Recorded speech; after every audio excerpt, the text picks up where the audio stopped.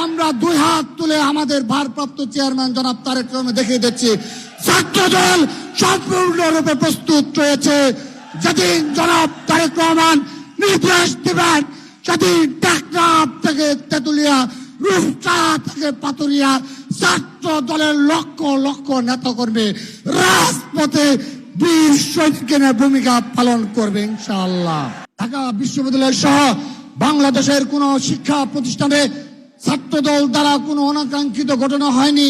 শুধুমাত্র তাই নয়, ছাত্রদল সিট বাণিজ্য সহ গেস্ট রুম কালচার সহ ছাত্রলীগের সকল কালচারকে বিলুপ্ত করেছে বাংলাদেশ জাতীয় ছাত্রদল। প্রিয় উপস্থিতি, জুলাই আগস্টের গণঅভ্যুত্থানে বেড়ে ওঠা ঐক্য আজকে বিনষ্ট হয়েছে। তার জন্য কারা দায়ী রয়েছে, আমি ছাত্র সমাজের প্রতি সেই দিকটি খেয়াল রাখার জন্য অনুরোধ জানাচ্ছি। প্রিয় উপস্থিতি, বাংলাদেশকে নিয়ে এখনো ষড়যন্ত্র শেষ হয়নি। আমার ছাত্র দলের প্রাণপ্রিয় ভাইরা, বাংলাদেশকে নিয়ে আজও ষড়যন্ত্র শেষ হয়নি। এখন একটি নির্দিষ্ট গোষ্ঠী বাংলাদেশের স্বাধীনতা, সার্বভৌমত্ব এবং বাংলাদেশের স্থিতিশীলতা নিয়ে ষড়যন্ত্র করে যাচ্ছে। আজকের এই সমাবেশ থেকে আমি তাদেরকে হুঁশিয়ারি উচ্চারণ করে দিচ্ছি, যদি সাহস থাকে ছাত্র দলকে ফেস করার অনুরোধ জানাচ্ছি। সেই ষড়যন্ত্রকারীদের যদি বুকে সাহস থেকে তাকে ষড়যন্ত্র সামনে এসে করার জন্য আহ্বান জানাচ্ছি।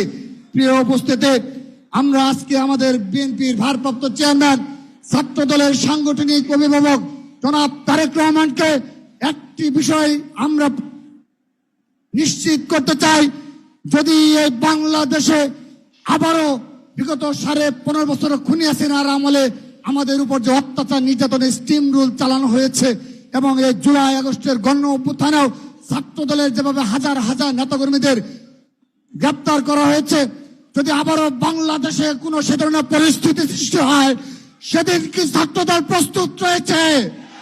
সেই ষড়যন্ত্র মোকাবেলা করার জন্য আমরা প্রস্তুত রয়েছি।